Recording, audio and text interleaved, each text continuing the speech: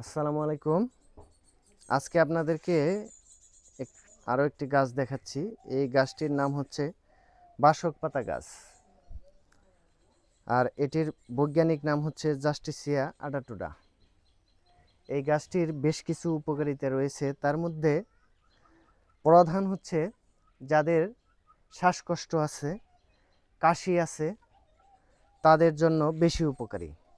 এটার 2-3টা পাতা এবং কয়েকটা তুলসী পাতা এবং কিছু পরিমাণ 1 চির পরিমাণ আদা, এটা রস করে যদি মধুর সাথে মিশিয়ে হালকা কুসুম গরম করে দিনে 2 বার বা 3 বার খাওয়ানো হয়, তাহলে দেখা যাবে যে শ্বাসকষ্ট, কাশি কমে যাবে।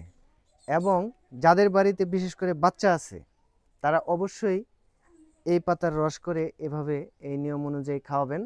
দেখবেন যে ওই বাচ্চার জন্য কোনো অ্যান্টিবায়োটিক খাওয়াতে হবে না। এবং আমি আমার ছোট বাচ্চাকে আমি এটাই খাইয়েছি। এবং এটার আরও উপকারিতা হচ্ছে যাদের অ্যালার্জি আছে, শরীরে অ্যালার্জি, খুসপাসরা, তারা এটা রেগুলার 3 বেলা খেলে রস তাদের উপকার হবে। এবং